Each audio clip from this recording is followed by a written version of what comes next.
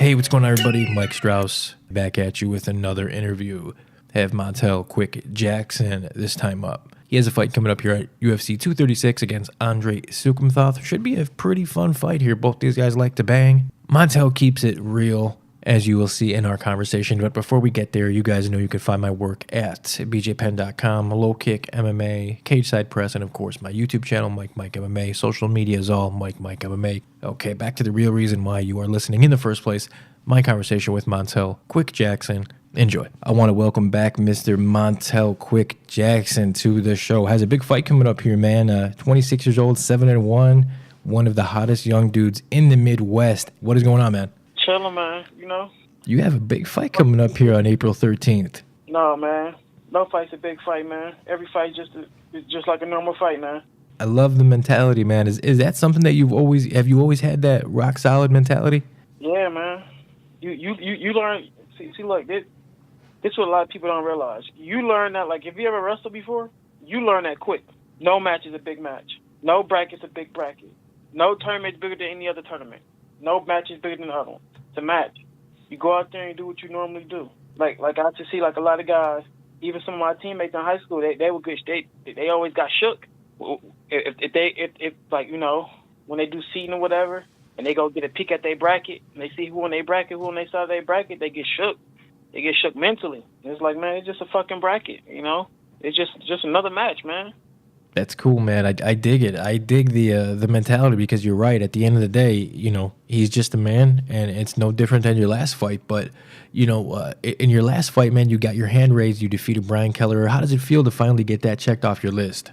Oh, man, it already happened, man, you know? I felt good. I felt good right after that interview. Boom, okay, I'm happy for that moment, and it's all right.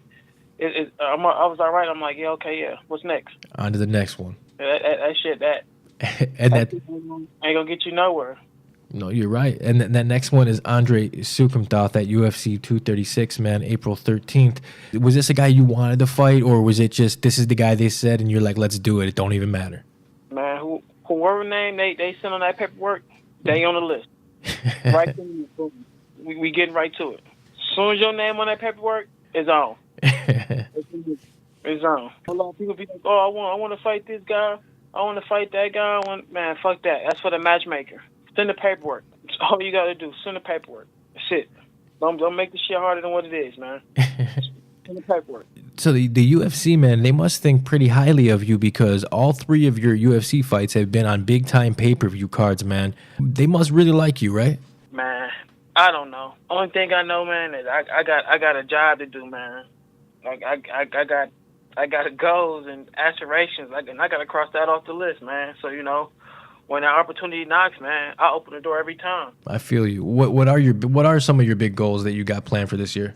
Oh, man, you know, simple, man.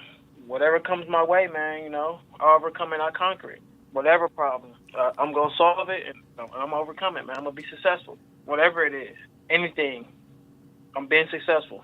That's the goal. Are you still at Pura Vida? Yeah, hell yeah. That is the home base. Bunch of awesome guys there. Jake Clibb, Zach Otto, Alton Cunningham. I know I'm missing out a bunch of dudes. If you're still there, I mean... Alton country ass. Country motherfucker, man. Dog, man. Dude, country, man.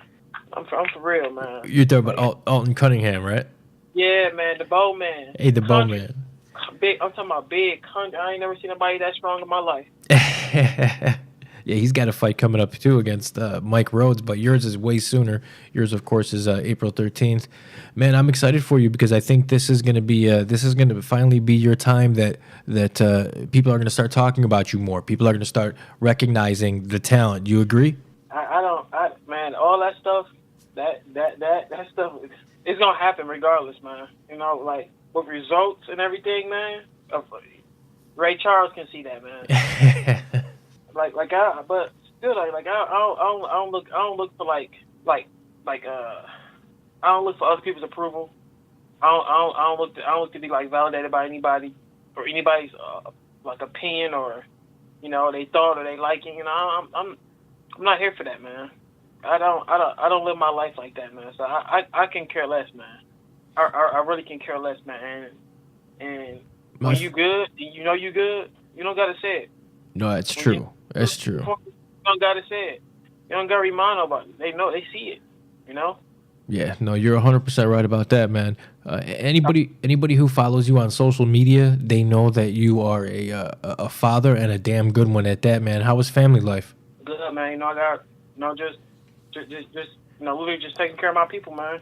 Taking care of my people, man, and you know, trying to be an example for, trying to be and set a good example for like the people in my community, you know, and most of my peers, you know, like it always shocked me, man, when I see people and they know who I am and stuff, you know, and they ask me that and they tell me like, oh man, Montel Jackson, this and this, man, we follow you, man.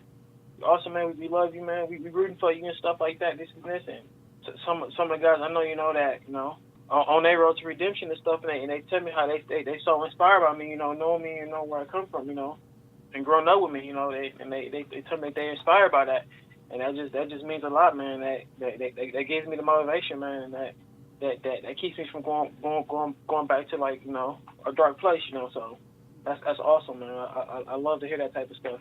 I feel you. That's really what it's all about, right? Yeah, man. Really, man. Cause like when you really think about that stuff, like you know, and you look at what's important, man.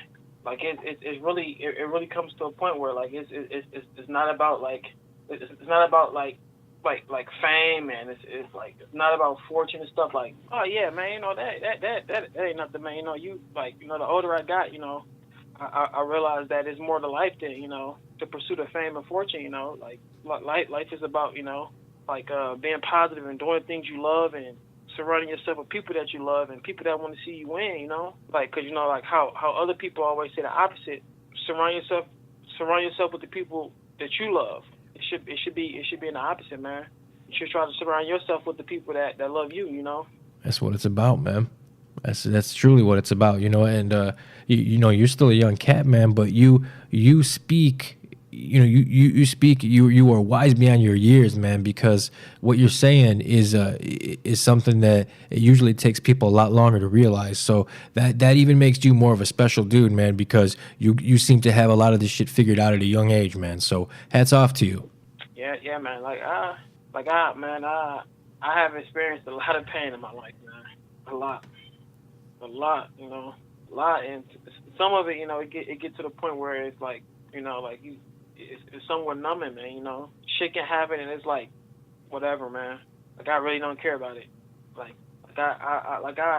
I've expected so much out of people growing up that it just led to like disappointment after disappointment, you know. So like now, like I don't expect nothing from nobody, man. I don't put too much into nothing or nobody at all, man. I just, you know, if it happens, it happens. If it don't, it don't, man. And most importantly, if you know, if I want it to happen, it's gonna happen, and I'm not gonna stop until it does. I love it, man, for sure. Realest words ever spoken. Well, I appreciate it, man. I want to give you time to shout out your coaches, sponsors, whatever you'd like, man. The floor is yours, Montel.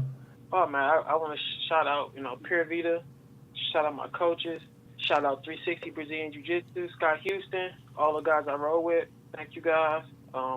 Shout out to Speeder Sport, Nick Villegas. He makes my food. Shout out to Iridium, that's my management group. Jason House, Jacob, Ed. Shout out to Float Life. They hooked me up. I do my sensory deprivation over there. I do my massages over there. Shout out to Pro Star Athletes. Shout out Combat Corner, and shout out to all the listeners that you got. Shout out to you giving me this opportunity to be interviewed on your platform. Thank you to all the MMA fans. Just thank you all. You know, won't be doing this stuff without you guys. Well, I appreciate it, man. Best of luck to you. April 13th, UFC 236. You're gonna go have a big fight against, just a normal fight. I'm sorry, normal fight against bantamweight Andre Sukumthoth. But I'll be there in spirit, man. Best of luck. Thank you, man. I appreciate it, man. Yes, sir. I'll hit you with the links when it goes up. Probably be a couple days. Cool, man. All right, man. Good looking, man. Thanks for being so understanding. Oh, man, you know that man. Like, you know, when you're able to understand people and things, like your stress goes down, your anger subsides. Like you don't get as angry as much, you know. So, like yeah, like that's what I try to do, man. I try to understand. I try to understand everything before I give that reaction. You know. Yeah, I think we can all learn from that. Yeah, man. That saves like a lot of like anger and a lot of like stress and like pressure. You know. If you just boom, just okay. Before you react, understand the situation first. Man. Don't never let your intellect, don't never let your emotions supersede your intellect, man. Like boom, try to understand it. Try to understand the whole situation. Look at the whole picture. Don't look at part of the picture. Don't look at the corner of the picture. Look at the side of the picture. See the whole picture. It just like, you know, like I was learning how to play chess, man, and like this old school cat, man. He teaching me how to play chess and stuff, you know. And I would just jump, you know. I would just jump like boom, boom, boom, boom, boom. You know, he was like, see, that's why you get in trouble, man. You only playing this piece. You gotta play this piece, this piece, this piece. Like you only playing over here. You ain't playing this area because the king over here. Or you playing this piece because you got this. You know what I'm saying? You got this piece in trouble. So you gotta play the whole board, man. Do you still play chess? Yeah. I ain't as good as I was anymore, but you know. Oh, I hear you. I just think about what he's always tell me, you know. That's very cool. Like, he told me, he used to tell me and stuff like man, like you can't play the game unless you know the rules, man. That's true. First, because I just try to just play, man. Like, you know, I try to just play on the fly, like, you know. He like no, man. You need to learn how each piece move. Study how each piece move. For the first 15 minutes, I would have to show him how each piece move. Boom, boom, boom, boom, boom.